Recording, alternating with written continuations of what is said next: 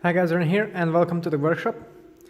Today my second Trek Boone frame set has arrived, and if I didn't forget anything, then I have every part here to build it up. So let's not waste any more time and get into the build to prepare for the weekend's race.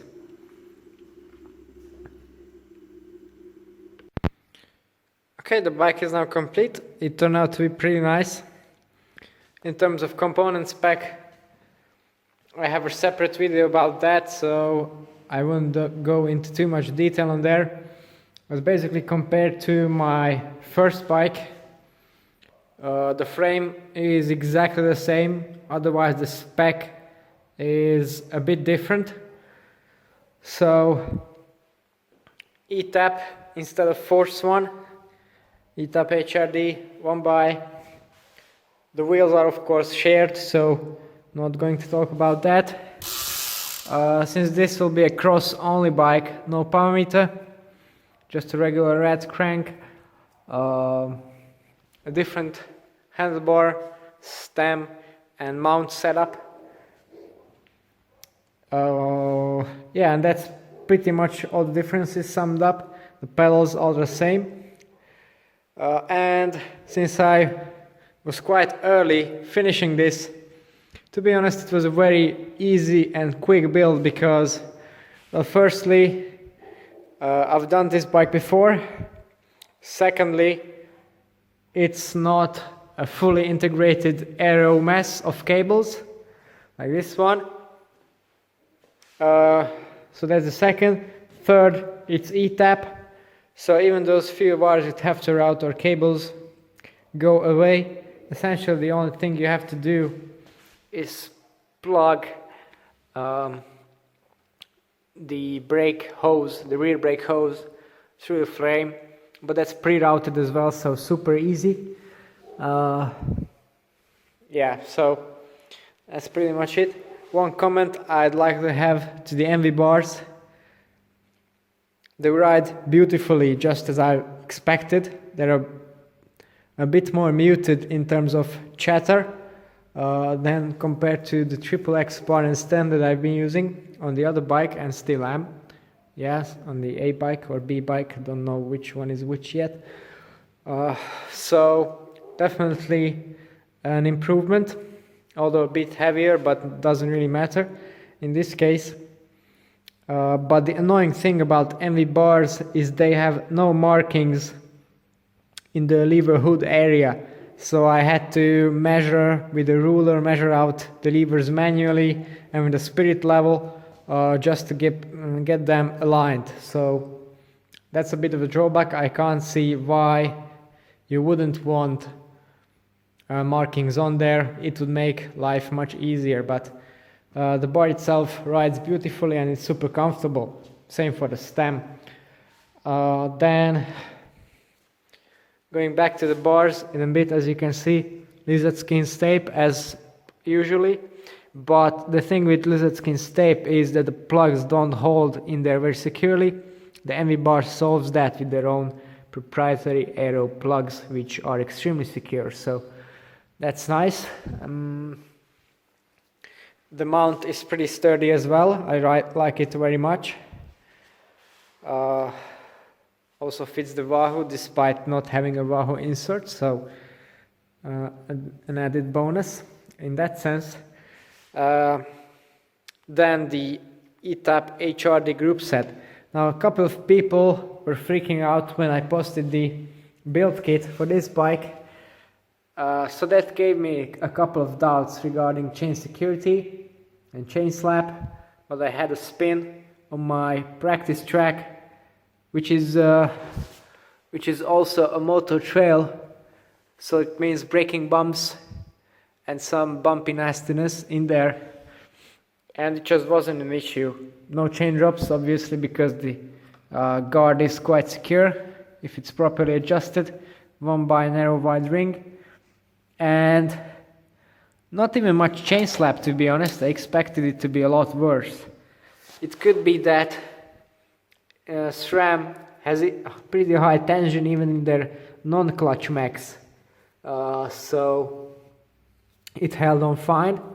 And it's also it's also the longer cage, which arguably has more inertia to it, so it's harder to slap around. And mind you, I have a pretty long chain for this setup. I could use a much shorter one for more tension. Just isn't necessary really. It was perfectly fine, much better than I expected. As for the rest of the group set, shifting is a bit slower than the violently super fast downshifts and upshifts on the Force one, if you have it set it up correctly. But that's not really an issue for me per se. The good thing is that you have separate levers for the separate shift actions, which in hectic cross situations is a bit easier on the brain, I think. So that's an upside for me. Then regarding the brake levers themselves, the hoods are grippier and softer. That's also a bonus. You have not only lever throw adjustment, but also contact point adjustment on the eTaps. That's also an improvement, because I like my brake to come on very soon in the stroke, which is very hard to achieve in the Force 1 brakes. Power is more or less the same, braking power. Modulation might be a fraction better, but no major difference. The big difference is the convenience here with the adjustments. Yeah, so that's pretty much it about the group set. The wheels, again, as I said, are shared. Power meter, this is my first bike with no power meter on it. Nothing wrong with that for cross, I think. Because, well, it doesn't happen to power really. It's not sustained effort in any way. Of course, it's nice sometimes to take a look at your accelerations, but in the end it's lap times that matter and corner speed.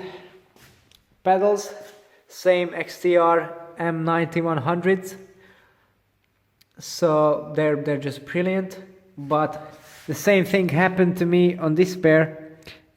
For some reason, after the first ride, this little rubber seal just comes off from its place, and it happened on the other bike on the same right hand side pedal for some reason.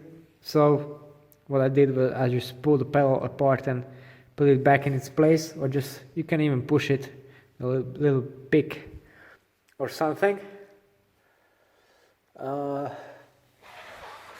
The saddle, I've used the Berg for here and the Bontrager on the other one. Shape wise they're pretty similar, all set up exactly the same. Also, I tried swapping between the two, and honestly, apart from the different shifting, there's not much difference really I can tell apart. Another thing regarding, a little detail regarding the red cranksets. So I found out that the power cranks actually, even if they're labeled as red, they use a lower grade crank than the actual non-power red cranks, because these use fancy stainless steel spindle, while the other one is regular steel, and it can rust a bit, if I'm honest. And also, design of the left arm is completely different. As you can see, it's wider in this section, not so tall, and it's just different, and I think lighter as well. So I don't know what the reason is behind that, because obviously if you're paying for the power meter, you'd also like to have the best crank possible. Another thing I've changed, but that's on both bikes, is now I have an 1128, so pretty much a close range cassette at the back.